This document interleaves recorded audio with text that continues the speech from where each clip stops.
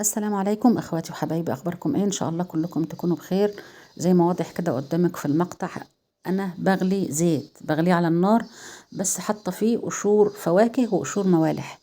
فيه قشور برتقان وليمون ويوسفي وقشور مانجا وقشور تفاح كمان. ليه بقى؟ كميه الزيت دي انا مجمعاها على مدار 10 15 يوم، حوالي 2 كيلو. هغليهم لمدة 3 4 5 دقايق كده، وحبايتهم في القشور دي يومين 3. بعد كده هصفيهم وهنعملهم مع بعض دلوقتي صابون. انا عندي كمية كبيرة بس ما صورتهاش كلها، صورتلك مقاطع منها. كمية الزيت اللي انا هعملها دي اللي هي الكبيرة دي حوالي 4 كيلو. انا نقع فيهم قشور موالح برضو فواكه بقالهم اكتر من 4 شهور. اما الكمية الاخيرة دي فما لحقتش تتنقع معاهم، عشان كده انا عملت لها عملية الغلي دي عشان يكونوا بنفس الجودة. لكن الطريقتين واحدة والإضافات واحدة. الفرق بس إن أنا نقعت هنا الزيت فترة طويلة، وهنا غليته 3 4 5 دقايق ونقعت يومين بس. طيب أنا محضرة الصودا بتاعتي، والصودا بردت. هشتغل على طول.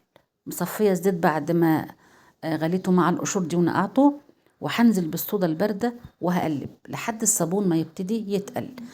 اول ما الصابون يتقل انا في الحالة دي ممكن بقى احط للصابون اللي انا بصنعه اي اضافات انا عايزاها، سواء جل او بودر. انا هشتغل باضافتين بودر. اول مرة اشتغل بالاضافتين دولت، الاضافتين دولت هيعززوا لي قوي ريحة الفواكه والموالح اللي موجودة في الزيت اصلا من خلال عملية نقعه.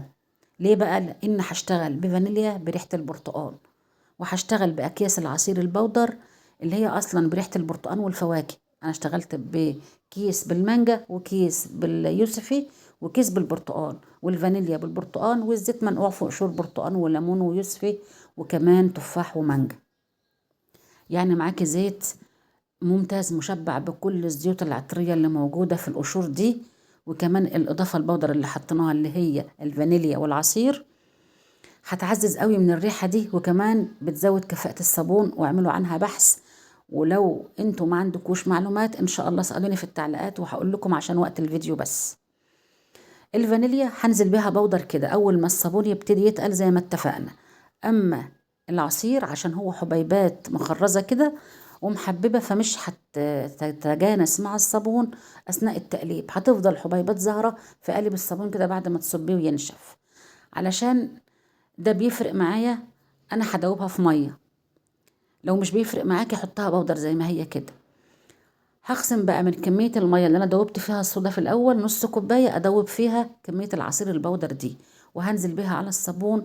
ومفيش اي حاجه يا ست الكل هتعمليها تاني غير انك تقلبي لحد ما توصلي الاثر وتصب الصابون. وعلامه الاثر واضحه قدامك في المقطع، وانا كاتبالك نص على الشاشه بالخطوات بالتفصيل، وكل المعلومات والمقادير انا كاتباها لك في صندوق الوصف تحت.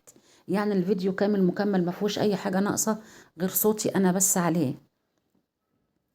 طيب، معظم التعليقات بتاعتكم عايزين الفيديو بصوت. ارجعي سجلي الفيديو تاني بصوت، علشان احنا نعتبر ما فهمناش الفيديو وعاوزين نعرف التفاصيل.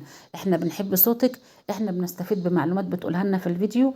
احنا صوتك بيدينا باور وبيدينا طاقة ايجابية وحماس ننفذ الوصف. طيب، موضوع التسجيل ده مشكلة. ليه بقى؟ انت دلوقتي سامعة من خلال التسجيل كده خبط ورزع اهو، سامعة الصوت والدق والخبط ده. انا قاعدة في منطقة صناعية فيها ورش كتير قوي، دايما في دوشة زي ما انت سامعة كده. بضطر اسجل مرة واتنين وتلاتة واربعة لحد ما اوصل لمرحلة تضايق. ده غير ان انا عندي احفاد في البيت ممكن هم نفسهم يعملوا دوشة. مثلا انا عندي كم موتور مية في البيت ممكن يشتغلوا مع بعض كلهم مرة واحدة، فوقف التسجيل. دي حاجة. الحاجة التانية، ممكن اكون انا تعبانة مجهدة، يعني محبطة، فيبقى عندي طاقة سلبية اصدرها لك من خلال الفيديو، وانا عاوزة اديكي طاقة ايجابية علشان تنفذي اللي انا بقول لك عليه وتستفيدي بالفكرة اللي انا بقدمها لك. فعندي يعني اكتر من سبب يمنعني من تسجيل الصوت. دي حاجة. الحاجة التانية ان انا آم، الفيديو مدته 8 دقايق، يعني مش بحب اطوله اكتر من كده. ممكن اقلل لكن ما اطولش، فالوقت بيكون محدود، ولو استفدت في الكلام هضيع عليك الفيديو.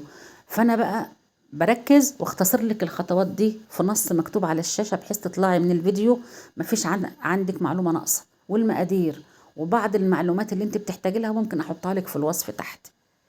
فبحاول يكون الفيديو كامل متكامل يعني. انتوا مرتبطين بصوتي ودي حاجة يعني تسعد اي حد، حاجة تفرحني طبعا، بس انا برضو بعرفك ان انا كبني ادمة عندي حاجات ممكن تمنعني. معنى كده ان انا انزل لك الفيديو ما يتشافش؟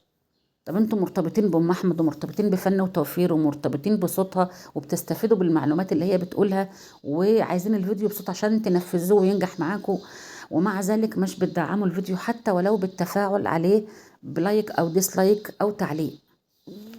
طبعا ده بيخلي الواحد محبط ويفكر ان هو يبعد. انا عايزه اقول لكم انا عندي مجموعه افكار في منتهى الجمال موجوده عندي، بس الافكار دي مكلفه. الفيديو هيبقى ممتاز وجديد لكن مكلف. تعالي بقى لما تبقى واحده صاحبه قناه وبتعمل فيديو عشان تتربح منه، تحسبي بقى نسبه الارباح. انا عايزه اضحكك يعني الصراحه، مش هتضحكي ضحك عادي، ده تضحكي ضحك هستيري. ليه بقى؟ الفيديو اللي بينزل يوم ما يضربوا الدم ويعمل 2000 3000 مشاهدة، أرباحه ما بتعديش ال10 15 جنيه، في الوقت اللي هو ممكن يتكلف 100 وأكتر من 100 كمان. شايفين إحنا بنضحي إزاي؟ فبتستخسروا فينا حتى التفاعل على الفيديو. يعني أنت الفيديو بيعمل له مشاهدة أول ما ينزل 1000 1000 ونص، بتلاقي عليه 300 لايك بالكتير، وبقية الناس اللي شافت الفيديو ايه اخبارها؟ الفيديو عجبها، طب ليه ما عملتش لايك؟ طب ما عجبهاش ليه ما عملتش ديسلايك؟ حتى التفاعل لازم يا جماعه، احنا محتاجينه عشان نستمر معاكم. بصي انا دلوقتي قاعده مستفزه جدا ومتضايقه من الدوشه اللي جنبي دي، وانا طبعا هنزل لك الفيديو بالدوشه دي عشان تعرفي انا بعاني قد ايه اثناء تسجيل الصوت على الفيديو. فلما انا اختصره واكتب لك خطوات على الشاشه واضحه واحط لك التفاصيل في الوصف، يبقى انا كملت لك الفيديو من كله، انت ما بتشوفوهوش والفيديو بيقع والقناه بتقع وانا ببعد، ولما اغيب القناه تقع اكتر، والموضوع كله بيبقى محبط. انا بكلمك عني انا شخصيا كتجربتي على اليوتيوب، ده اللي انا طلعت بيه. انتوا اساس النجاح وانتوا اساس الفشل. انا اسفه في الكلام اللي انا هقوله لو هيزعل اي حد، بس هي دي الحقيقه. انتوا اللي بتنجحوا اي قناه وانتوا اللي بتخلوها تفشل. تفاعلكم، دعمكم، تعليقاتكم. فممكن عشان انا اتعب بقى واعمل لكم اللي انتوا عاوزينه واسجل الصوت ويبقى عندي طاقه وعندي باور واديك حماس، لازم اكون انا نفسي عندي الطاقه والباور والحماس ده عشان اصدره لك من خلال الفيديو. لما الاقي الفيديو بيقع والقناه بتقع، انا هجيب الطاقه والحماس منين؟ بقول لك عندي افكار بس مكلفه.